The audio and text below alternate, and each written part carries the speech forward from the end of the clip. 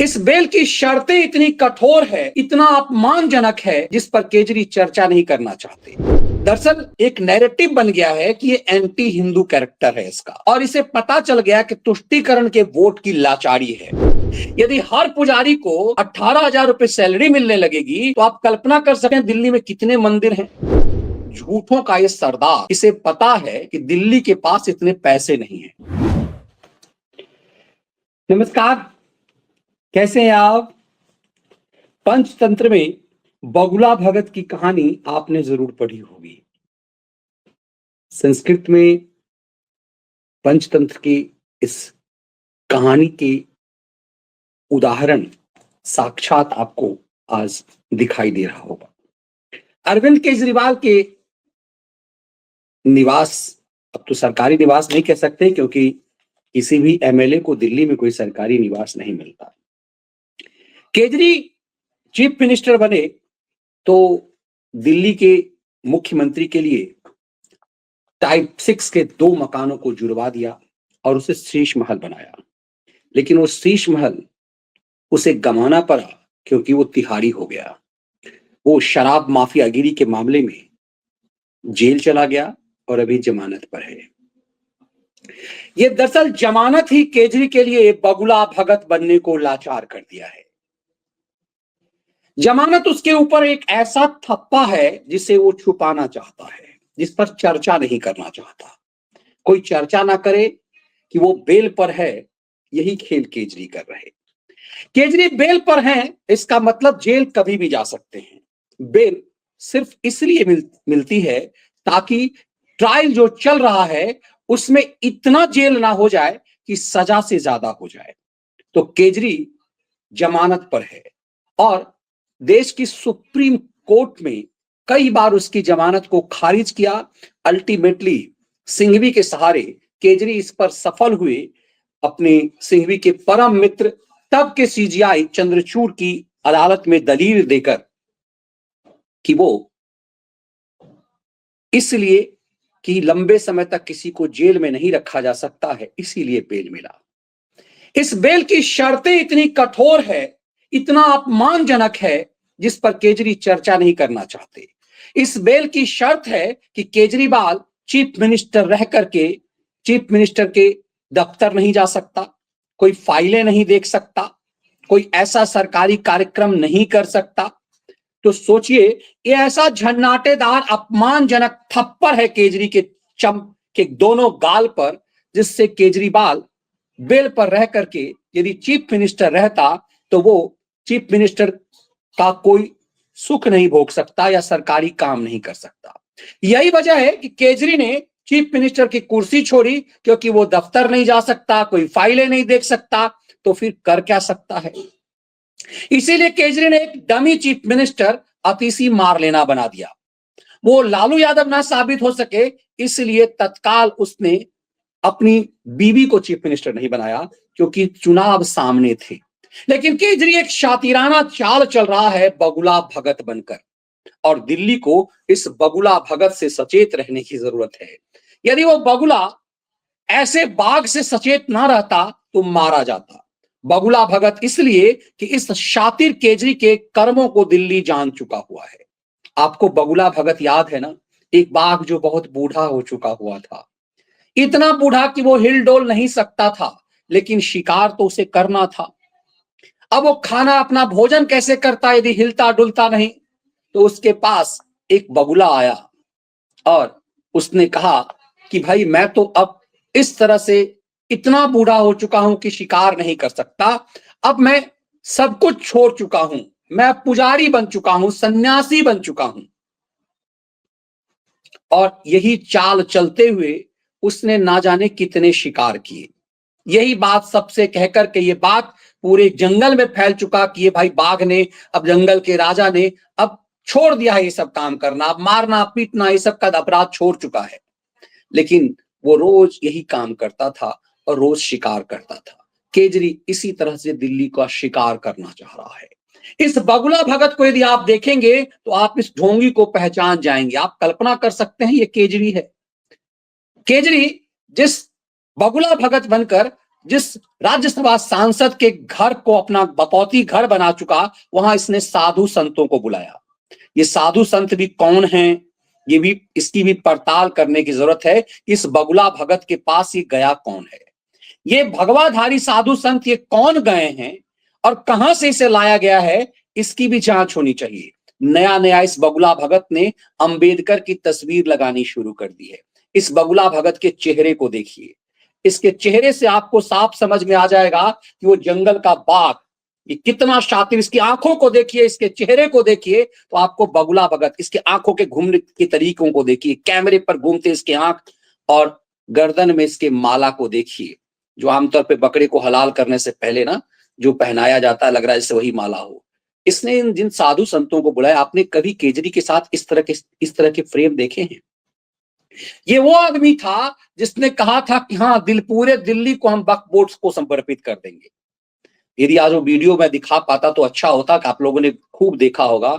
इस शातिर केजरी ने कहा था कि पूरा दिल्ली जो है ये वक्फ की जमीन है। इसने कहा था यदि अंबानी का घर दिल्ली में होता तो मैं अंबानी के घर को आज वक्फ को समर्पित कर दिया होता। इस ढोंगी ने आज ये तस्वीर जारी कर जो घोषणा की है, उस घोषणा को सुनने की जरूरत है कि केजरी ने अपने आज जोकरों के साथ मिलकर जो प्रेस कॉन्फ्रेंस किया, जरा इसके शातिराना इस प्रेस कॉन्फ्रेंस और इसके इस बगुला भगत वाले दांव को सुनिए। बड़ा कंट्रीब्यूशन होता है, लेकिन कभी भी समाज ने उनकी तरफ ध्यान नहीं दिया, किसी पार्टी किसी सरकार ने उनकी तरफ ध्यान नहीं दिया। आज जो योजना का मैं ऐलान करने जा रहा हूँ, इस योजना का नाम है पुजारी ग्रंथी सम्मान योजना। ऑडियो थोड़ा इसमें कमजोर है मेरे ख्याल से, ये कह रहा है मंदिरों कि में बहुत कमजोर ऑडियो है इसमें। भगवान की पूजा करने वाले लोगों को पूजा करवाने वाले अब ठीक है। पुजारियों को और गुरुद्वारे में ग्रंथियों को हर महीने सम्मान राशि देने का प्रावधान है। हम जानते हैं कि किस तरह से एक पुजारी हमारे सुख दुख सब में काम आता है। हमारे घर में शादी हो, बच्चे का बर्थडे हो, कोई भी खुशी का मौका हो, या कोई मौत हो जाए, या कोई गम का मौका हो, हर वक्त पुजारी हमारे साथ होता है, हमारे को उसमें अपना कंट्रीब्यूशन करता है, भगवान की पूजा कराता है हमें। ये वो तबका है जिसने सदियों सदियों से हमारी परंपराओं, हमारे रीति रिवाजों, इसको पीढ़ी दर पीढ़ी, एक तरह से जो गुरु शिष्य परंपरा पीढ़ी दर पीढ़ी इसने आगे बढ़ाया है, हमारी संस्कारों को, हमारी रीति रिवाजों को, हमारे परंपराओं को। लेकिन इसने कभी भी अपने परिवार की तरफ ध्यान नहीं दिया, और कभी भी हम लोगों ने इनकी तरफ ध्यान नहीं दिया। हम मंदिर जाते हैं, पूजा करते हैं, लेकिन कभी भी इनकी तरफ हमने ध्यान नहीं दिया। आज इस योजना के जरिए इसे मैं वेतन या तनख्वाह नहीं कहूँगा, एक तरह से इनका सम्मान करने के लिए इसकी घोषणा कर रहे हैं कि लगभग 18,000 रुपये महीना इनको सम्मान राशि दी जाएगी हमारी सरकार बनने पर। यह देश में पहली बार हो रहा है। आज तक कभी किसी पार्टी, किसी सरकार ने ऐसा नहीं किया। ये पहली बार हो रहा है। जैसे दिल्ली में हमने कई काम पहली बार किए, स्कूल अच्छे किए पहली बार किए, अस्पताल अच्छे किए पहली बार किए, महिलाओं के लिए बस यात्रा फ्री करी पहली बार करी, ऐसे ये पहली बार हो रहा है। और मैं उम्मीद करता हूं कि भारतीय जनता पार्टी और कांग्रेस की सरकारें भी इससे सीख के अपने अपने राज्यों के अंदर पुजारियों और ग्रंथियों के सम्मान के लिए ऐसी योजनाएं लागू करेंगी। इस योजना का कल से रजिस्ट्रेशन चालू होगा।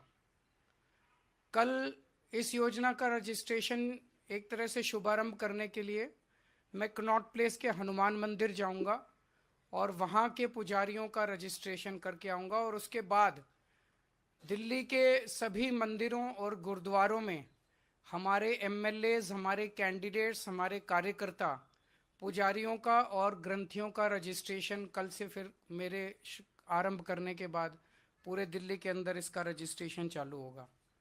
मेरी भारतीय जनता पार्टी से हाथ जोड़ के विनती है, जैसे उन्होंने पुलिस भेज के फर्जी केस करके महिला सम्मान को रोकने की कोशिश की, लेकिन रोक नहीं पाए। हुआ रजिस्ट्रेशन, हो रहा है रजिस्ट्रेशन। उन्होंने संजीवनी योजना रोकने की कोशिश की, रोक नहीं पाए। इस तरह से ये कम से कम पुजारियों और ग्रंथियों की योजना को रोकने की कोशिश ना करें, बहुत पाप लगेगा। वैसे उन्होंने ऐसे ऐसे कर्म कर रखे हैं, पाप तो उनको लगेगा ही, लेकिन इससे और ज्यादा पाप लगेगा, भगवान भी नाराज होगा। एक तरह से पुजारी और ग्रंथी हमारे और भगवान के बीच में एक ब्रिज का काम करते हैं, सेतु का काम करते हैं, हमारी प्रार्थनाओं को भगवान तक पहुंचाते हैं। तो अगर आप पुजारियों को तंग करोगे, ग्रंथियों को परेशान करोगे, उनके पास पुलिस भेजोगे, तो जाहिर तौर पे उनके मन से बद्दुआ ही निकलेगी। अगर आपके कोई प्रश्न है तो। अब सोचिए, इस ढोंगी ने जो काम किया, इस पर रिएक्शन देखिए आप। इसी के पोस्ट पे लोग जो कर रहे हैं, ये चूंकि लोग जो है ये बड़ी घोषणा करूंगा, इसने लगातार इसके लिए पूरा प्रेस कॉन्फ्रेंस कर करके इसने ढोंग किया कि मैं बड़ी घोषणा करने वाला हूं। अब सवाल ये है कि जब ये बड़ी घोषणा कर रहा था तो इसको किसने रोका हुआ था इससे पहले करने का? केजरीवाल के इस फ्रॉड को लोगों ने पकड़ा गया, सांसद आपका झूठ। अब देखिए, अब इसके फरे को एक अभी धीरे धीरे आएंगे। इसने जो ये फड़ी की, ये फ्रॉडिज्म किया है, अब सोचिए कि इसने हिंदू पुजारियों के लिए की कह दिया, ग्रंथियों के लिए कह दिया, तो कि पंजाब में इसकी सरकार है, लेकिन 17 महीने से वक्फ बोर्ड ये इमामों को सैलरी नहीं मिल रही है। इसके लिए भी इन लोगों ने प्रोटेस्ट किया, 17 महीने से हमें सैलरी नहीं मिल रही है।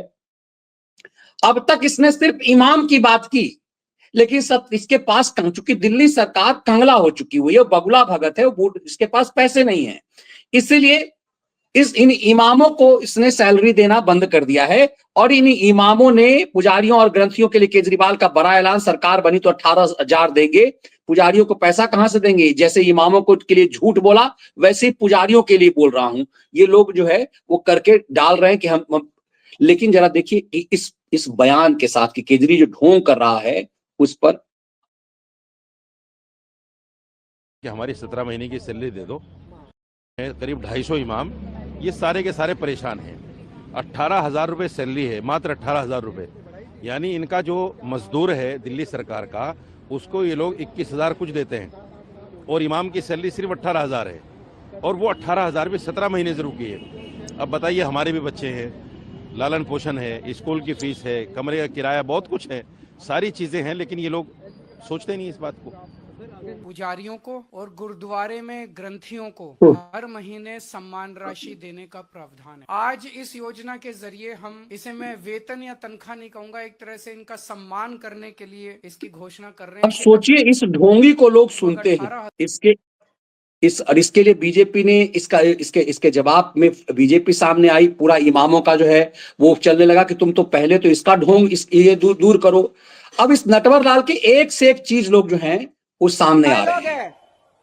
सोशल मीडिया पे चल रहा है।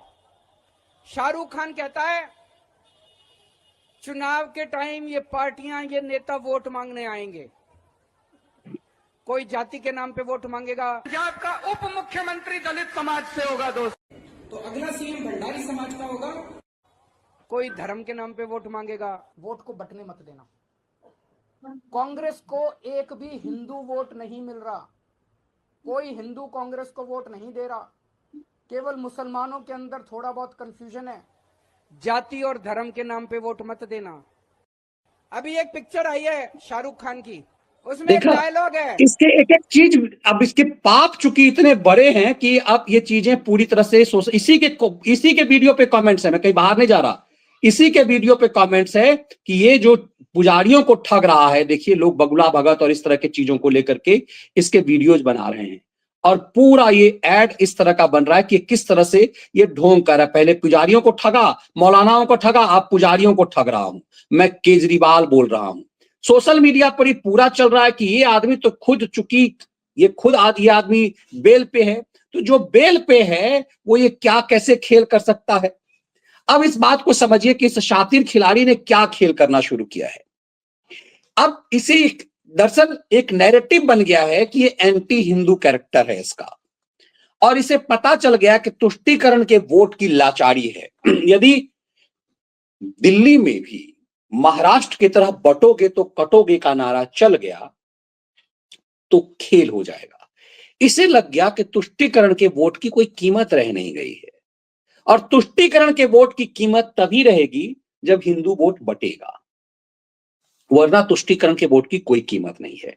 इसीलिए सोचिए, पुजारी इसके घर के सामने, सीएम हाउस के सामने में, मार्लेना के घर के सामने में इमाम जो है प्रोटेस्ट कर रहे हैं कि 17 महीने से तुमने हमें तनख्वाह नहीं दी है। ये इमामों को तनख्वाह मिल रहा है। लेकिन इंटरेस्टिंग ये है कि आपको जान के आश्चर्य लगेगा कि केजरीवाल जो ये ढोंग कर रहा है, दरअसल केजरी के इस ढोंग को जानने से पहले आप चौंकेंगे कि केजरी ने जो ये बात कही है, पुजारी वाली बात, ये आज नहीं कही है। केजरी ने ये बात पहले ही ये कह दिया है कि हम इमामों को और इन सबको हम पहले हम सैलरी देंगे, पुजारियों के लिए हम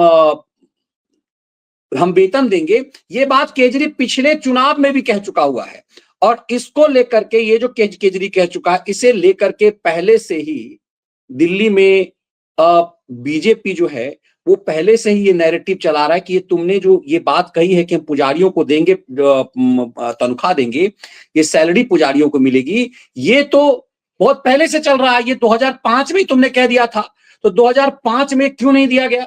2015 में जब बात कही थी उस समय क्यों नहीं इसको लागू किया? फिर 2020 में जो है, 2020 में क्यों नहीं लागू किया?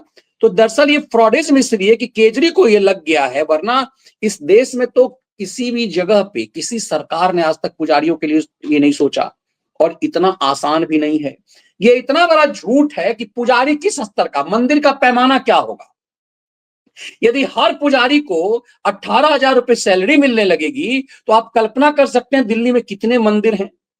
तो इन मंदिरों के हर पुजारी, कितने पुजारी को, एक मंदिर में कितने पुजारी होते हैं? अब इन मंदिरों को, और कितनी संख्या में मंदिर है, तो क्या ये संभव है दिल्ली में कि पुजारियों को इस तरह के जो है वेतन वो दिया जा सके? ये कतई संभव नहीं है। ये बिल्कुल संभव नहीं है कि पुजारियों को इस तरह से दिल्ली जैसे राज्य में, जहां इस दिल्ली राज्य को तो ऑलरेडी सुप्रीम कोर्ट ने कंगला घोषित कर दिया हुआ है। इस दिल्ली राज्य को तो पहले ही हाई कोर्ट ने कह दिया हुआ है कि तुम कंगले हो, तुम तो एडवर्टीजमेंट, सुप्रीम कोर्ट ने एड बंद कर दिया हुआ है। सुप्रीम कोर्ट ने साफ साफ कहा हुआ है कि दिल्ली सरकार ऐड नहीं कर सकती है, उसका हम ऑडिट करा देंगे।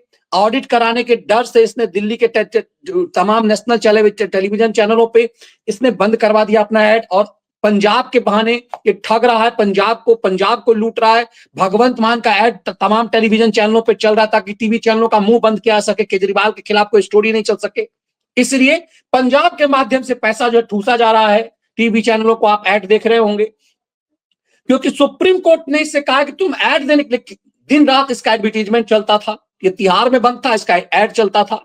तो केजरी का वो बंद हो चुका है। इसका मतलब ये कि केजरीवाल के पास पैसे नहीं है, दिल्ली सरकार के पास पैसे नहीं, इसलिए सरकार से घोषणा नहीं करवा रहा है, ये आम आदमी पार्टी के संयोजक के रूप में घोषणा कर रहा है। और चूंकि ये जमानत पर है, इसे पता है कि ये जेल कभी भी चला जाएगा, तो ये चूंकि इसके जो घोषणाएं, इसकी जो घोषणाएं हैं वो अतिशी मार्लेना तो कर नहीं रही है। भाई ये घोषणा तो अतिशी मार्लेना को करना चाहिए ना, दिल्ली की मुख्यमंत्री वो है। अब चूंकि केजरी को पता है कि केजरी जी चुनाव के बाद आने वाले 6-7 महीने के अंदर इस मामले में चूंकि चार्जेस फ्रेम हो चुके हैं, इस मामले में केजरीवाल को जेल जाना तय है, तो ये कहेगा हमने ऐसी ऐसी घोषणाएं की, लेकिन हमें केंद्र सरकार ने, अमित शाह ने हमें जेल भेज दिया, हम जेल चले गए। झूठों का ये सरदार, इसे पता है कि दिल्ली के पास इतने पैसे नहीं है। जब पत्रकारों ने पूछा कि पैसे कहां से आएंगे, तो इसने कहा कि पैसों की कमी नहीं है। यदि पैसों की कमी नहीं है तो दिल्ली में इसने एक भी स्कूल नहीं बनाया। दिल्ली में पिछले 10, 11, 12 सालों में इसने एक भी, 12 साल से इसकी सत्ता है दिल्ली में इसने एक भी स्कूल नहीं बनाया, एक भी अस्पताल नहीं बनवाए, और ये अस्पताल और स्कूल के नाम पर वही रंग रोगन करके चमका रहा है, ये वोट मांग रहा है। दिल्ली को पूरी तरह से बर्बाद कर दिया। दिल्ली पिछले 10-12 सालों में जितनी गंदगी दिल्ली में है, जितनी बदबूदार दिल्ली है, उतनी बदबूदार पता नहीं कब दिल्ली नहीं होगी। आप शीला जी के दौर के दिल्ली को याद कीजिए और आज इस केजरी के दौर के दिल्ली को आज याद कीजिए तो घिन आएगी। सिर्फ सेंट्रल दिल्ली यदि छोड़ दीजिए, चूंकि वो केंद्र सरकार के उसमें आता है, एनडी बाकी दिल्ली की जो बदहाली है वो नेशनल कैपिटल के नाम पर शर्म की बात है। लेकिन ये ढोंग कर रहा है। ये ढोंग इसलिए कि इसके पुराने वीडियोज घूम रहे हैं, जिस वीडियो में ये लगातार कहता रहा है कि हम ये पूरी वक्फ की जमीन हम सौंप देंगे, पूरी दिल्ली हम वक्फ को दे देंगे। तो जिस वीडियो में कह रहा है कि अंबानी यदि दिल्ली में होता तो हम उसकी घर को भी वक्फ को दे देते। जिस वीडियो में ये रोहिंग्याओं और बांग्लादेशियों के लिए नैरेटिव गढ़ रहा है कि उसको जमीन क्यों नहीं दी जाएगी। अमानतुल्लाह खान से इसने पूरे दिल्ली के एक बड़े हिस्से को बांग्लादेशियों के सुपुर्द कर दिया। अमानतुल्लाह ने कहा भी कहां जाएंगे रोहिंग्या बांग्लादेशी। आज सोचिए उस बांग्लादेशियों पर, रोहिंग्याओं पर इसकी चुप्पी है।